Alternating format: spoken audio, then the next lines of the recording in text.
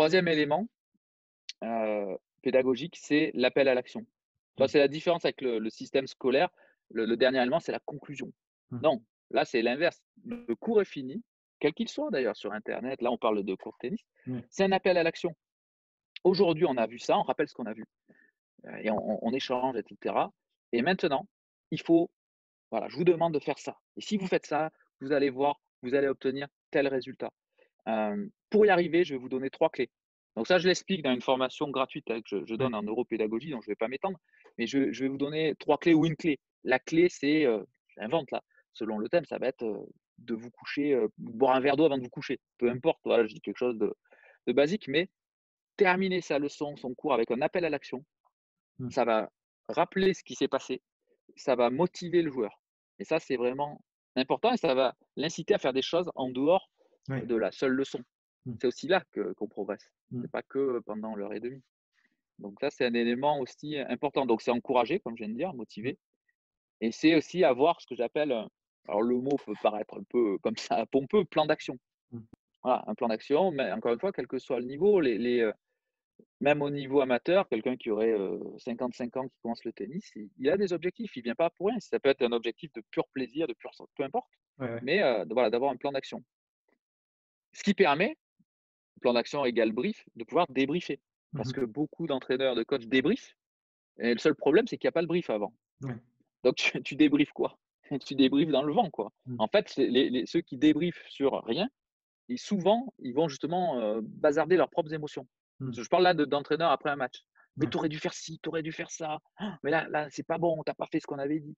Ouais. Ouais, mais est-ce qu'il y avait un brief avant? Est-ce qu'il y avait Mmh. un plan de jeu, un plan d'action? Mmh. S'il y a pas ça, le joueur d'ailleurs là, il se recroqueville, il attend que l'orage passe Ouais, et c'est est-ce qu'il clair. progresse? Non. Pas du tout. Non, il Ça progresse le fait pas pas, aider, ça le ni fait pas non, l'entraîneur d'ailleurs. ça l'aide pas du tout et en plus, tu vois, ça fait écho avec un document que j'ai mis à disposition sur le site là, pour les enseignants. C'est un Ouais, document qui, relate, un journal de match. En fait, tu mets ce qui se passe ouais, avant et après et en fait, donc du coup, chaque entraîneur fait avec son joueur nom, prénom, surface, jour, heure, adversaire, point fort, point faible de l'adversaire s'ils le connaissent, tu vois? Et plan d'attaque. ouais, Donc quel est mon plan numéro A, quel est mon plan numéro B et à la fin du match, tu mets le score, donc c'est au recto de la page, tu mets ton score et tu mets est-ce que j'ai tenu compte de mon plan A, est-ce que j'ai tenu compte de mon plan B si le A n'a pas marché, est-ce que j'ai fait autre chose, tu vois? Et tu notes, tu vois? Au moins ils savent où ils vont, ouais, tu vois? ouais, Encore une fois, c'est donner du sens à tout ce qu'on fait, hein. Ça c'est transversal, mais exactement. c'est pouvoir avoir une idée de où c'est qu'on va et après comme ça de suite, comme tu dis, on peut échanger et discuter et pas simplement dire: «Ben ça c'est pas bon, ça c'est pas bon, c'est pas bon, ça tu aurais dû faire ça, tu aurais dû faire ça». Ouais, mais si tu me dis pas si j'avais su ça avant, peut-être que j'aurais fait, tu vois? Donc plutôt que de dire ça à ce moment-là. Exactement. Non, c'est hyper important pour progresser d'ailleurs, que ce soit une victoire ou une défaite. Ouais, bien sûr, bien sûr. Dans les 2 sens, c'est hyper important. D'ailleurs sur grintatennis.com, j'ai, si pour les gens qui vont aller dessus, justement, j'offre également un petit livret pour créer ces briefs. Ça rejoint un Voilà, petit peu ce que ouais. tu dis. Ouais, voilà, ouais. On est là, c'est un peu plus sur l'approche mentale, Mmh. mais comment préparer ces matchs et c'est un document qui est gratuit, qui permet de le remplir avant, avec ou sans son coach, peu importe, Ouais. et qui permet derrière de dire: «Ah ouais, ça, est-ce que j'ai réussi à le faire? Oui, Mmh. non. Ah OK, est-ce que ça, je peux m'en servir pour la prochaine fois? Est-ce que je peux en parler à mon coach?» Ouais. Parce que finalement, c'est bizarre que je ne sois pas arrivé en match. On en Mmh. avait parlé, pourquoi j'ai oublié? Mmh. Donc voilà, ça, c'est un petit document également qui peut permettre de, Ouais, c'est bien. pareil, Mmh. d'avoir des outils concrets pour progresser. Alors, j'avais prévu là, c'est une transition d'ailleurs même de couleur, Ouais, je ouais. de parler d'une technique Mmh. de préparation mentale justement, qui peut permettre de gérer son stress. Alors, D'accord. des techniques de gestion du stress sur Grinta Tennis, j'en mets plein. Ouais. La cohérence cardiaque, la respiration, il y en a plein et c'est vraiment très, très utile. Mmh. Notamment tout ce qui est respiration, parce que la respiration, c'est vraiment le trait d'union entre notre corps et notre esprit. Ouais. Heu, tu vois, la respiration, c'est quelque chose, on n'a pas besoin d'y penser, elle Ouais, se ça fait fait tout toute seul. seule, Ouais. comme les battements de notre cœur, comme notre digestion, comme tous ces principes physiologiques. Sauf que, contrairement à la digestion ou battement du cœur, la respiration, on peut y avoir un impact dessus volontaire. On Mmh. peut, dans une certaine mesure, hein, mais Oui. l'accélérer, la ralentir. Donc, c'est un outil vraiment, vraiment super intéressant. Mais là, puisqu'on parlait de mental, je préférais partager un outil qui est complémentaire, on va dire, Mmh.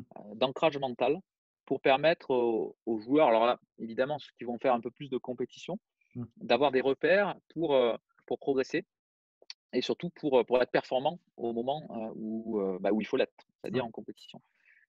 Et donc, le terme, c'est, l'ancrage mental. Alors l'ancrage mental, heu, je crois que je t'en parlais la dernière fois. Moi, ce Oui, qui dis-moi. m'intéresse, c'est de voir, comment fonctionnent notamment les équipes ou les structures où les enjeux sont vraiment très importants. Mmh, Je pense là au GIGN mmh, ou au commando ou autre. C'est-à-dire que eux, si pendant ce que nous on va appeler la compétition, mais eux, ce qu'ils vont appeler leur mission, ils sont faillants, bah, derrière c'est la mort, quoi. Enfin mmh, la mort, des blessés graves ou, des otages qui sont tués. Enfin voilà, on est sur ouais, un niveau, autrement plus grave que, entre guillemets, «un simple match de tennis». oui, Même si pour le cerveau, justement, il n'y a pas forcément une énorme grande différence, hein. différence, ouais, ouais, C'est-à-dire que le simple match de tennis pour le cerveau reptilien, non, mmh, non, c'est la survie est en jeu, quoi, dès qu'on rentre sur un court. Alors beaucoup disent, «Bah, je joue ma vie», hein, mmh, mais c'est quand même intéressant de voir comment ils fonctionnent. Heu, les fils de ferristes aussi, donc ceux qui marchent sur un fil de fer sans mmh, protection, mmh, sans sécurité, bah, eux, s'ils se trompent, ils meurent. Donc je mmh, veux dire, ils ont intérêt le jour de la performance, en plus il y a du public qui regarde et tout, bah, d'être hyper performants. Donc je m'intéresse à ça. Donc là, il n'y a pas d'amateurisme, il y a des travaillés et au moment de l'action, il y a une efficacité optimale. Ils ne peuvent pas faire autrement. De la même manière, si on j'aime bien, étudier les All Blacks, mmh, notamment parce qu'ils ont un psychologue du sport et surtout parce que c'est l'équipe collective la plus forte de tous les temps, tous sports confondus, mmh, en termes de titres gagnés, de victoires et cetera et donc ça, c'est le psychologue de l'équipe qui dit: «Tous les joueurs ont des repères individuels pour rester concentrés sur le terrain. S'ils sont dépassés, ils appuient sur leurs déclencheurs mentaux pour rester dans le présent, ils s'entraînent tout le temps à ça». mmh, C'est-à-dire qu'en compétition, même si on s'est préparé et c'est très important de se préparer, mmh, d'où le mot préparation mentale, il va y avoir des scénarios inconnus. En mmh, tout cas, qu'on va pas maîtriser sur le bout des doigts mmh, et finalement se préparer mentalement, c'est être prêt, non pas à anticiper 100 des scénarios, mmh, mais c'est être prêt à faire face à l'inconnu. mmh, mmh, Comment je vais réagir dans cette situation? Et donc plus on va aborder les scénarios possibles, bah, finalement, plus on se prépare et plus quand ça arrive et ben, on est prêt et on sait surmonter ça. Donc le psychologue, c'est Gilbert Enoka. Donc il a écrit plusieurs bouquins et c'est vraiment intéressant ce qu'il dit puisque, encore une fois, là, c'est du concret, hein.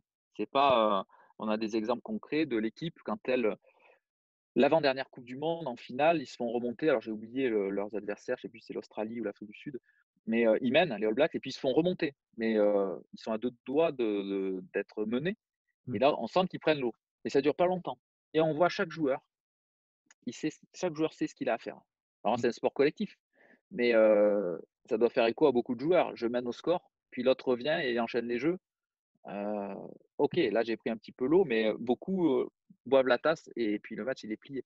Donc c'est ouais, important, voilà, de savoir quoi faire et de pas improviser. C'est ça le truc. Parce que beaucoup disent: «Ouais, le mental, moi j'y crois pas, la psychologie, j'y crois pas, faut mmh. avoir du talent» ou alors le fameux: «Faut avoir des couilles». Ouais, oui, tout ça, je suis d'accord. Si on a du talent, des couilles, du courage, c'est un plus. Mais si on a préparé les choses avant, là, on est dans une autre catégorie. Oui, c'est Donc clair. c'est ce qu'on va voir là. Mmh, Donc l'idée, c'est que à un moment donné, c'est prévoir les éléments qui vont sonner comme une alarme mmh, dans l'esprit. C'est-à-dire, à partir du moment où ça sonne comme une alarme, c'est l'image que j'emploie là, mmh, ça veut dire qu'on est conscient de ce qui est en train de se passer. Alors mmh, beaucoup de joueurs vont prendre conscience que ça putain, ça fait 3 jeux que le mec m'endort mmh, ou la fille, hein, peu importe ouais, ouais, et là, souvent, c'est trop tard. Donc c'est arriver à voir tout de suite les signaux qui mmh, font que là, je suis en train de m'embarquer dans quelque chose, qui me rend pas performant, en fait. mmh, mmh. Et le tennis est fabuleux pour ça. Enfin fabuleux, ça dépend pour dans Ça quel dépend dans sens quel on est, sens tu mais fais, ouais. voilà, Mmh, au foot, si on mène à part si on est le PSG, mais si on mène 3 ou 4-0 avant, au cin avant 5 minutes avant la fin, ouais, normalement on a gagné, quoi. ouais. Au tennis, non, Mmh pas mh. forcément. Donc voilà et puis l'adversaire, même si on est dans un très, très bon jour, Mmh. son job et il y a des spécialistes pour ça peut être de te faire dérailler, quoi. Ah, c'est clair. Ça peut mettre Ouais. du temps, mais ça voilà. Donc ça reste fabuleux parce que, voilà, c'est intéressant et donc quand qu'on arrive à repérer les moments où on est en difficulté dans ces matchs, Mmh par mh. exemple, certains joueurs que je coach ou qui viennent me voir, ça va être, voilà, j'arrive pas à être performant. Je suis plus performant quand j'ai gagné le premier set. Ça y Mmh. est, je me relâche et puis derrière, c'est très, très dur et souvent je perds. Ouais, ouais. Donc ça veut dire que une fois que le set est joué, là, c'est comme une alarme qui retentit et c'est là qu'on doit avoir travaillé un ancrage pour permettre de passer quasiment en mode automatique, en Ouais, mode mission. ouais. À partir du moment où ça arrive, maintenant je suis en mode mission et là je vais appliquer le plan d'action Mmh. J'allais dire bêtement, non, pas bêtement, mais automatiquement. Ouais, ouais. Donc, le principe de l'ancrage, c'est quoi? C'est associer en fait ce que je veux absolument faire à un moment donné d'un match dans une situation très précise. Tu vois, Mmh. comme je viens de te dire, chaque fois que je gagne le set, derrière je me relâche et je Mmh. perds 3 ou 4 jeux d'affilée Mmh. ou voilà, je suis plus bon. Donc là, je veux absolument, dès que je gagne un set, maintenir mon niveau de jeu. Ça va être ça, le départ de l'ancrage. Donc comment ça se passe? Dans un premier temps, il faut déterminer un repère visuel et y associer ce que je veux faire. Mmh. Par exemple, le repère visuel, un repère très simple parce qu'il y en a quasiment dans tous les cours de tennis, c'est la chaise d'arbitre. Ouais. Donc le repère visuel, ça va être voilà, la chaise d'arbitre et on va y associer ce que je veux faire. Par exemple, je prends le cas d'un joueur, comme je disais, je viens de gagner le premier set, derrière, je m'effondre, en fait, on creuse un peu là. Qu'est-ce Mmh. qui se passe quand tu t'effondres? Ben, en fait, mon bras se crispe, mes Mmh. jambes sont un peu molles, j'ai Mmh. j'ai du mal à bouger, et cetera. OK. Et tu respires bien? Non, ben non, ah non, j'avais pas fait attention, je respire pas très bien en fait. OK, donc tu as gagné le set, ça veut dire que tu vas t'asseoir sur la chaise. Mmh. Donc là, tu détermines ton repère visuel, c'est la chaise d'arbitre et chaque fois que tu vas voir la chaise d'arbitre, tu vas y associer ce que tu veux faire, c'est-à-dire respirer calmement, Mmh. penser alors je sais plus ce que j'ai mis après, voilà, penser à bouger mes jambes de manière tonique Mmh. et rester relâché au niveau du bras. 3 choses. Mmh. Ça peut être 2 ou 1, hein, peu Oui, c'est importe. clair. Oui, oui. Mmh. Et là, à partir du moment où tu te relèves de ta chaise, c'est respirer tranquillement, bouger mes jambes Mmh. et être tonique des jambes et relâcher du bras. Mmh. C'est tout. Le reste, le score, tout ça. On s'en fout. Et Ouais, donc, comme je disais, si tu as ton document brief, débrief, bah, c'est là que tu peux travailler. Est-ce que j'ai réussi à le faire, quoi? mmh, mmh, Est-ce que j'ai pensé déjà, quand j'ai gagné le premier set, à ça? Oui, non. Et donc, l'ancrage visuel de la chaise d'arbitre, c'est juste ce que les Américains peuvent appeler un reminder. ouais, Ça te rappelle à l'esprit ce que tu dois faire. ouais, Alors moi, sur Green Tennis, j'ai créé un poignet éponge ouais. où tu as justement des repères visuels pour t'aider à ça. Mais Mmh. même sans poignet éponge, tu peux Oui, éviter, tu heureusement, peux, ouais, bien tu sûr. peux arriver à trouver ton ancrage visuel. Mmh. Alors juste une petite précision, faut faire attention parce qu'un joueur que je coach avait pris un ancrage visuel, puis il a gagné des matchs, puis après il a joué sur un autre cours et l'ancrage qu'il avait choisi n'y était plus. Ouais, Donc c'est pour ça qu'il vaut mieux choisir un ancrage qu'on qui va était bon. retrouver, Ouais.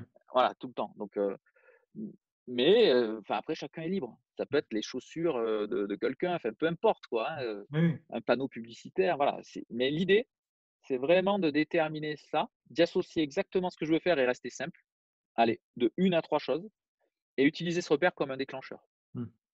Mmh. Voilà. À partir du moment où on fait ça, là, on est, ben, ouais, c'était l'exemple, Mmh. là, c'était non, un exemple, j'ai du mal à finir les sets quand je mène, je me mets à reculer et pousser la balle. Bah, c'est bien, ça fera 2 Voilà, exemples comme ça. Mmh. voilà. Donc repère, la chaise d'arbitre. Deuxièmement, qu'est-ce que je veux faire? Je veux jouer agressif et donc dès que je me mets à mener, Ouais, je je vois. regarde la chaise d'arbitre. Ouais, Ça me rappelle que je dois jouer agressif. ouais, Et là, on est là dans ce qu'on appelle, des, objectifs de processus ou de performance. On n'est ouais, pas dans des objectifs de résultat. ouais. Le résultat, Oui, personne actif. ne sait qui va gagner. Ouais, ouais. Et c'est le principe du sport, hein. Mmh. Si, tu vois, les entraîneurs ou les journalistes, alors eux, c'est des spécialistes, qui commentent les résultats, ouais, OK, super, mais je veux dire, vu qu'il y a match, c'est qu'on ne sait pas qui va gagner par définition. C'est pour ça qu'on fait un match. Mmh. Donc, d'être focus sur que les résultats, ça nous propulse dans notre cerveau justement, rationnel et notre qui est beaucoup plus lent, dans notre, système de pensée dont je parlais un petit peu tout à l'heure, qui va faire que ça nous éloigne du corps, ça nous éloigne de notre spontanéité, de notre, voilà, de notre façon de faire qui est hyper importante dans le sport, dans la compète, c'est d'être dans le moment présent. C'est ça le plus important. Mmh. Donc derrière, voilà, l'ancrage, c'est un outil. Donc voilà sur ces 3 points, alors je les ai survolés, Non, mais mais c'est bon je pense j'espère que que c'est très c'était bien clair. de pouvoir en parler comme on en a parlé là, en donnant en plus des exemples concrets. Je partagerai évidemment ce que tu proposes sur les différentes plateformes et sites que tu as créés. Et de toute façon, comme on en a parlé, les personnes pourront venir échanger, le dernier dimanche du mois, donc le 31 mai, avec toi pour approfondir un petit peu plus ça. Ouais, Et voilà, avec ce sera plaisir, ouais. l'occasion de discuter de ça un peu plus en approfondissant et qu'ils puissent te poser des questions. Mais voilà, mais en tout cas, je pense que oui, Ouais, c'est déjà une très bonne chose tout ce qu'on a fait comme ça. bon, super, Je te remercie, Dorian. super, super. Ben merci à toi.